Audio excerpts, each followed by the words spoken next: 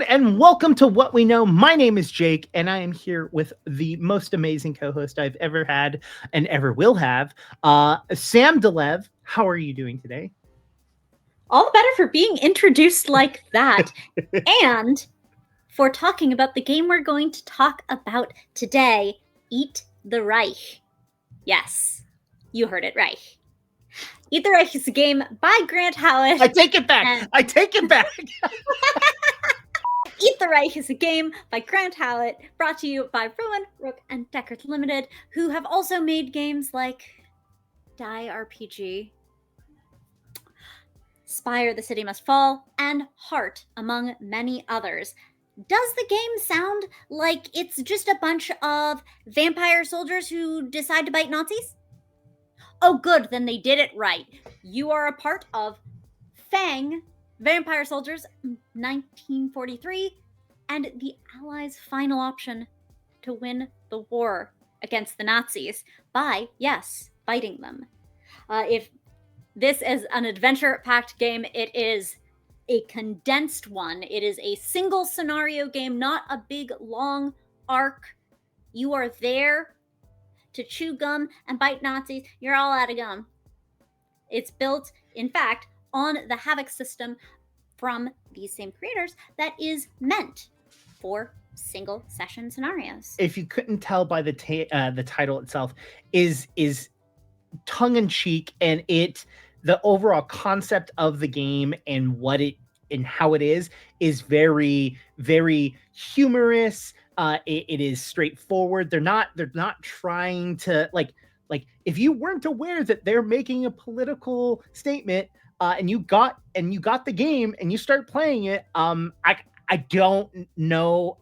This is what I really have to ask. How does it feel getting hit by semi-trucks daily? Because you have to be that oblivious to not be aware of like the overall arching concept of this game, which is very heavily laid with the artwork within the game, which is beautiful.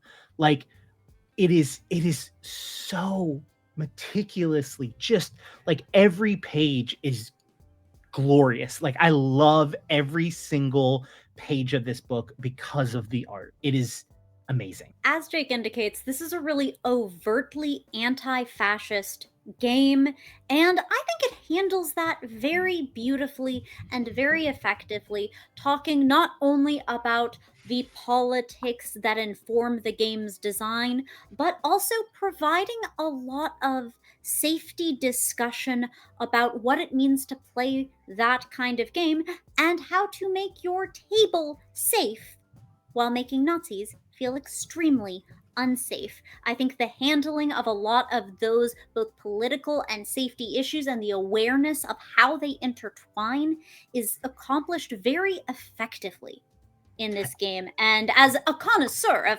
anti-fascist TTRPGs, I love to see it.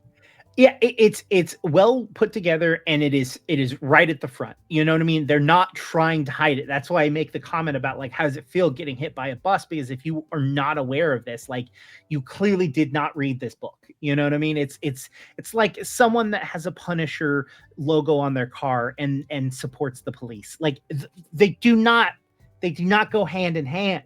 You know? Alas, irony is dead, and you are playing the undead. Specifically, there are about 6 pre-generated characters for this game, showcasing that tasty art style and giving you a pretty great range of options for those characters, from Gothic Socialite to Hal Bat Monstrosity. I love not only their visuals, but also the way that this game presents them as a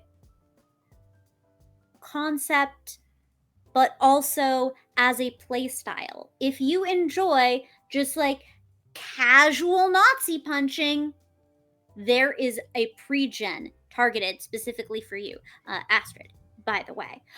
If you are interested in social play, you have options for that. And organizing that around the kinds of players who might show up at your table, I found to be really effective. But Jake, what was your experience of reading through and learning this game in preparation for play?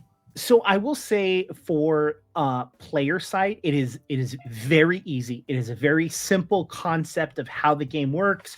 You have base stats. Those base stats are the number of dice that you use, and then you have a weapon or an item that you associate with that stat when you're using it, and it's got a bonus associated with it. And if you accomplish that bonus, you get additional dice. Like, that's the base system, and that's really all you need to care about. I mean, like, there's some niche rules with like how certain items work, or like how loot works and stuff like that, which, usually the GM is the one that has to like really pay attention to, like, if then this rules.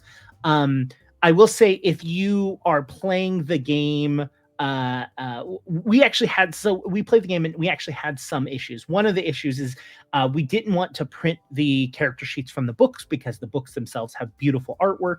But instead of printing the printer safe character sheets like we should have, we actually took the printer safe book, or like the text only book, and printed out the character sheets from that, which are different than the print safe character sheets, because one of the key aspects of the game is that whenever you're using an item for the last time, it gets a bonus. And we were playing this and we said, man, we keep forgetting about this rule. It would be really nice if that final box was like different. And we're like, yeah, that'd be really great. Well, it is on the actual character sheet you're supposed to print out, and it's different in the PDF, which is actually editable.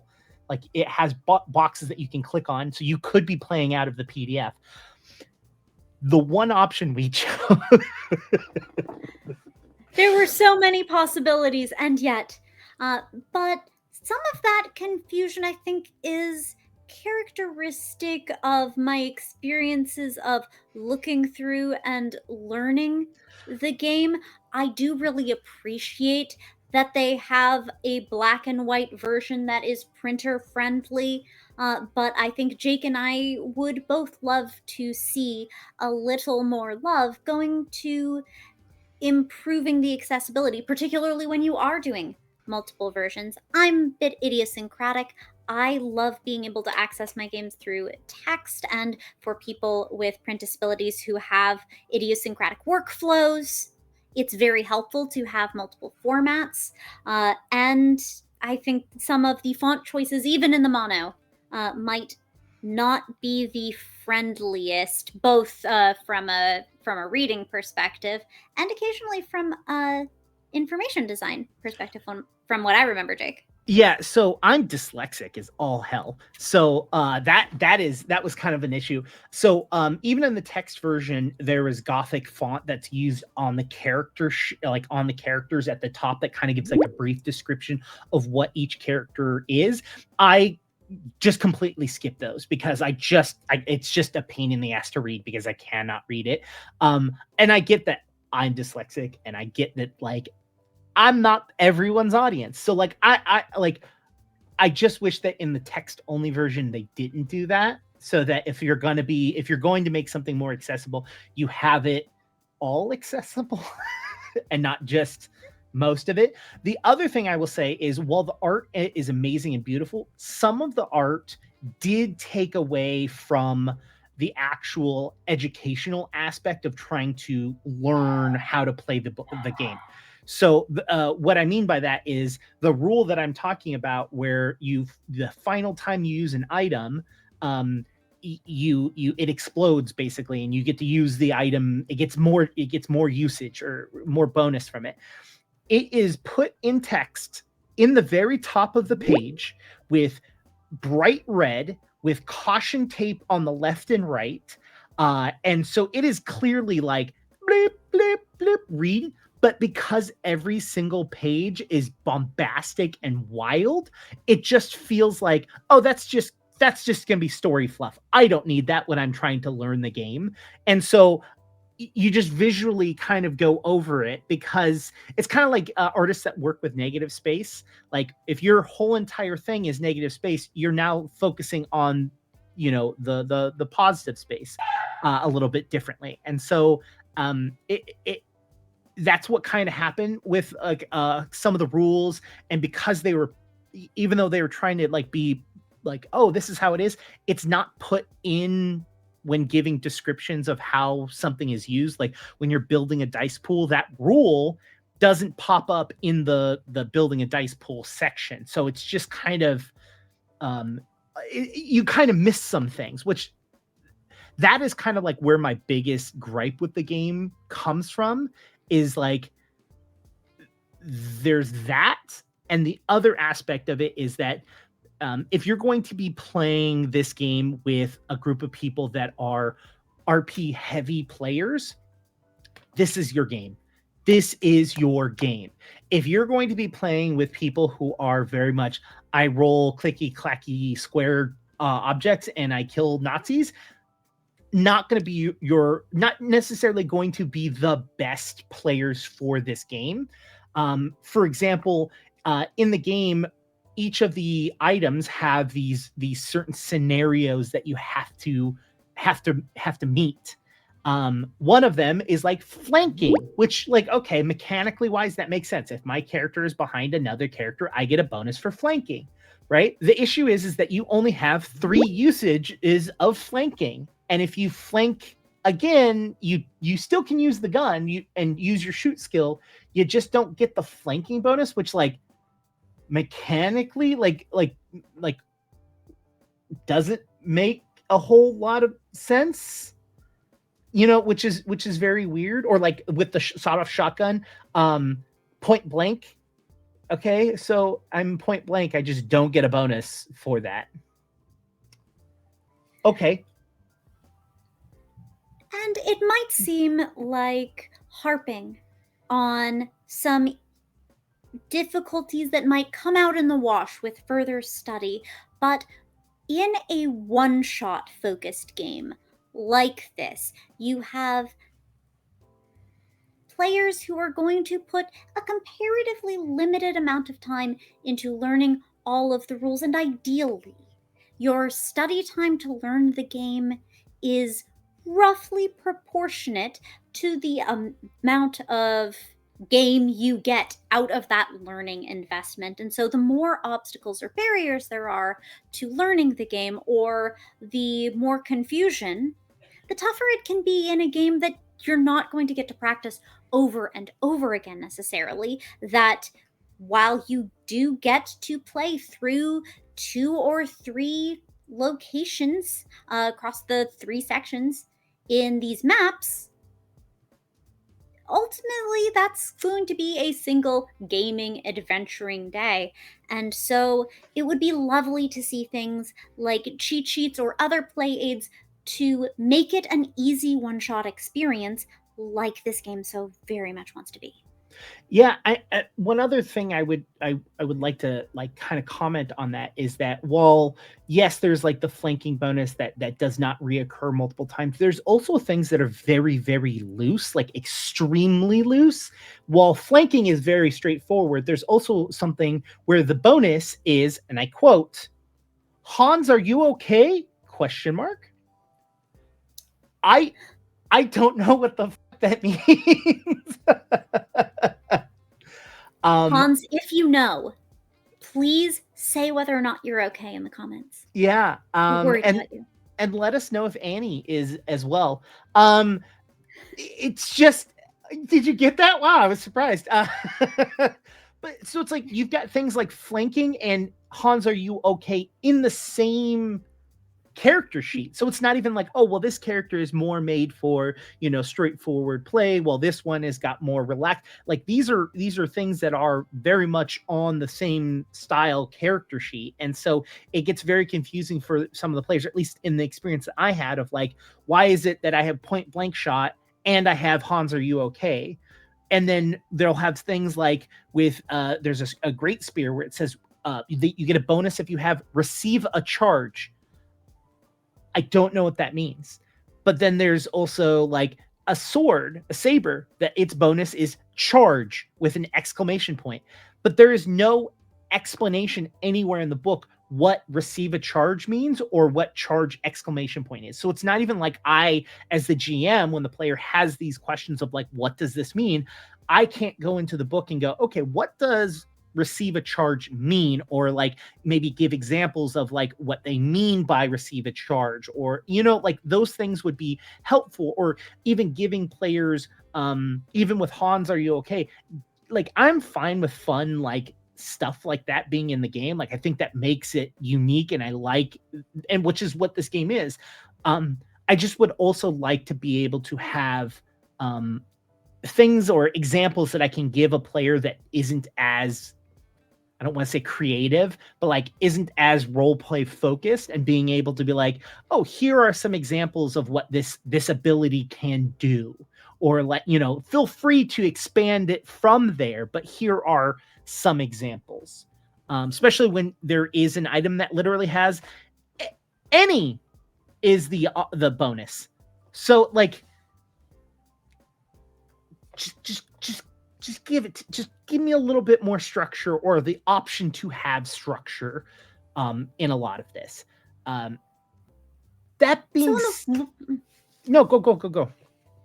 So on the one hand, we have somewhat ambiguous rules and design, and maybe a few hurdles to learning the game, particularly for a short shot.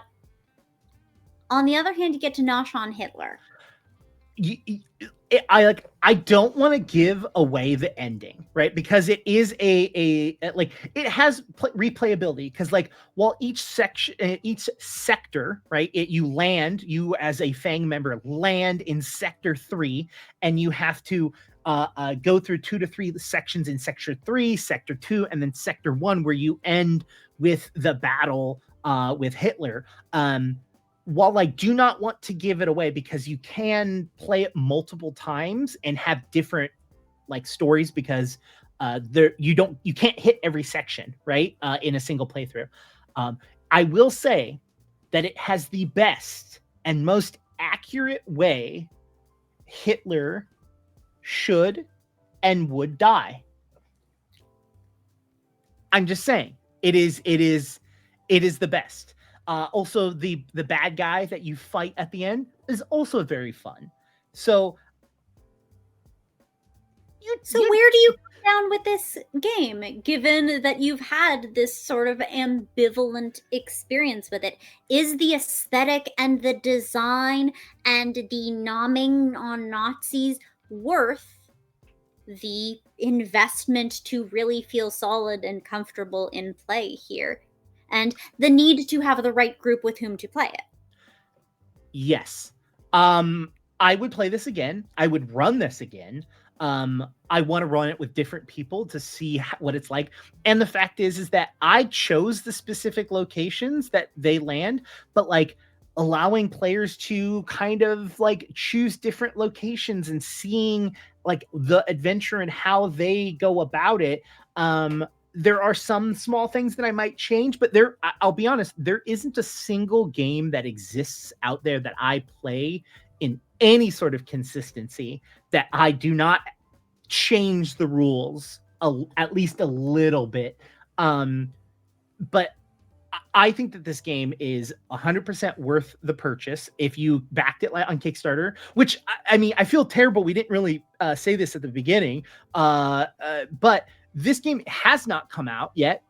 I Kickstarted it, and this is like not a beta version kind of the game, and like, for where it's at, it is fucking great. It is very fun. It is very exciting.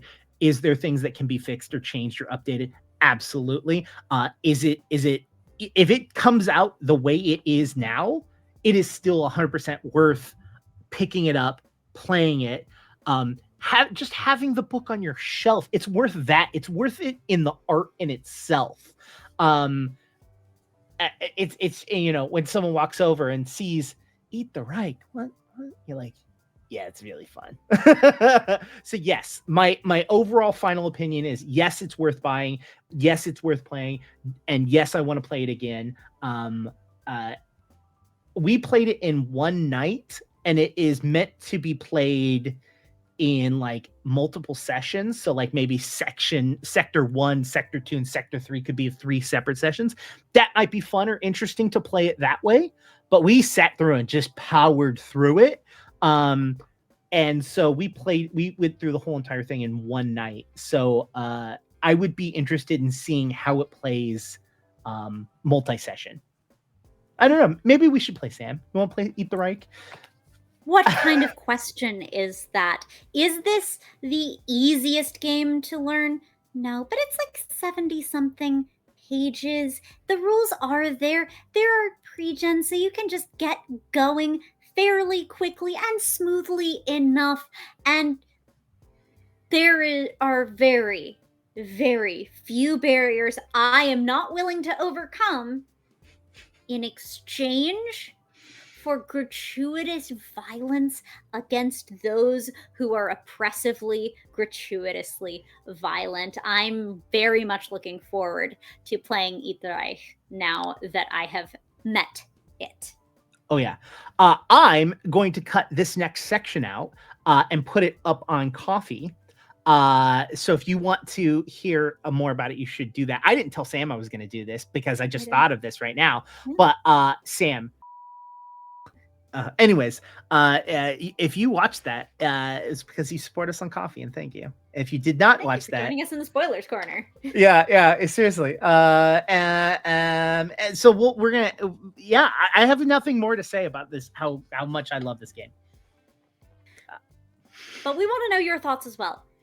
If you enjoyed today's episode, give us a like and subscribe, and let us know if you are going to join the Vampire Soldiers of 1943 in the comments below. You can also catch us on Twitch, on twitch.tv/althaven_, where we stream RPG content. You can join the conversation on our Althaven Discord, and if you want to support us and maybe get a peek into the spoilers corner, you can do so on coffee.com/althaven. Go wreak some havoc on the Havoc Engine. And until next time, keep it weird, Internet.